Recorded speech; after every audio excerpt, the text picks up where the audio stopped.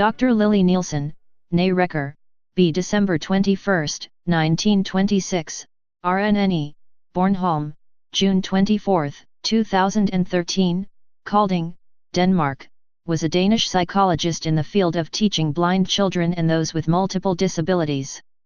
She has written several books on the subject. Are you blind?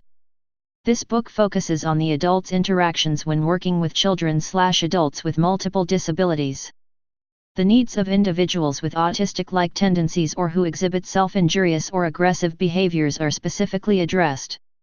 The 5 phases of educational treatment are presented in detail, a technique used to build trust and encourage skill attainment. Early learning step by step.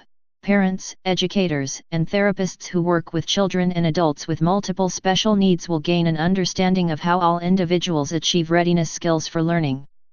Environmental intervention can facilitate skill attainment through active learning equipment and techniques, including learning to move, coordinate hand movement, learning to chew/eat, dress/undress, and play constructively. Educational approaches.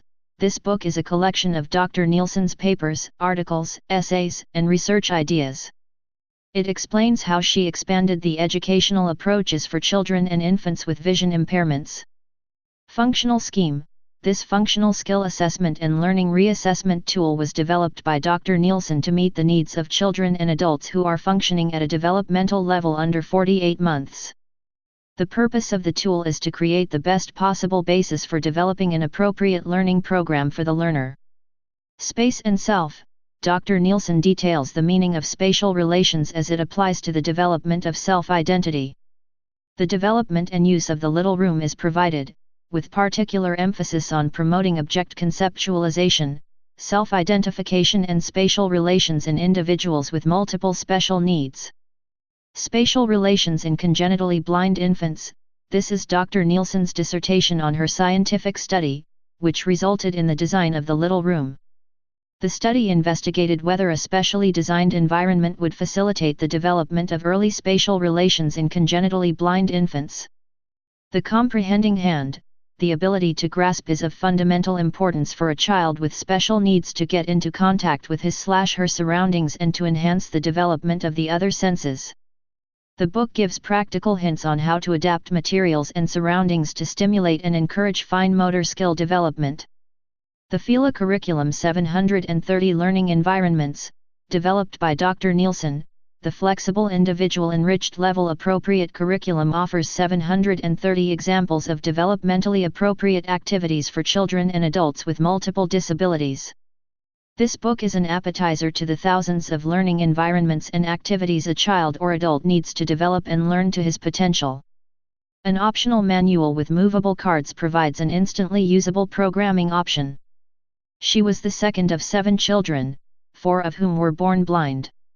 When she was 7, she was charged with the responsibility of taking care of her blind younger brother.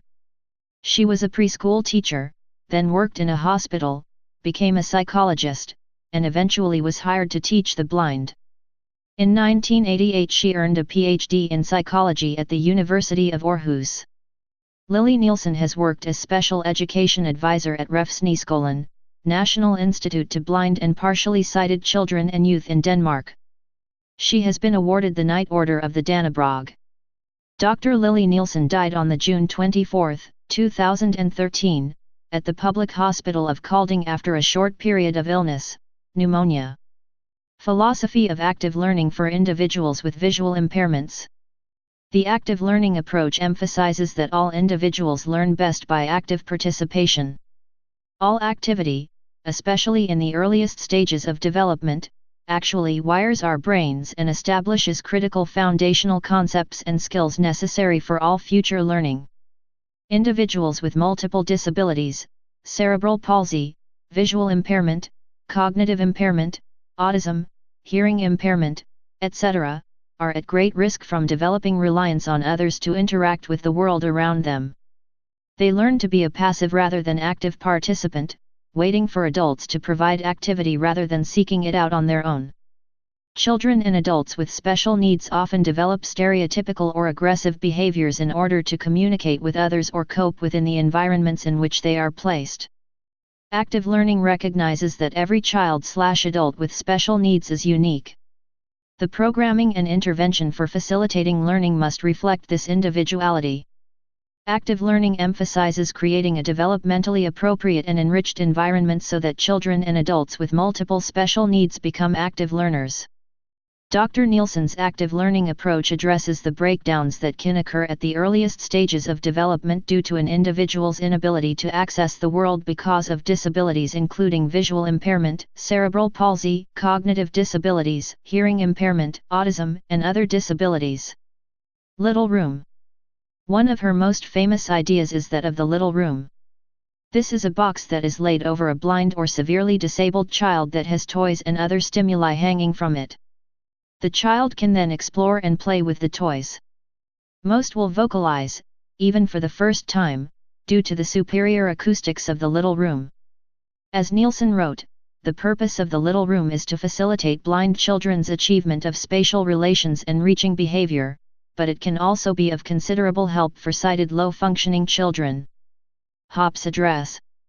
The Hops address provides vertical orientation, without the need for weight-bearing, to children with multiple disabilities.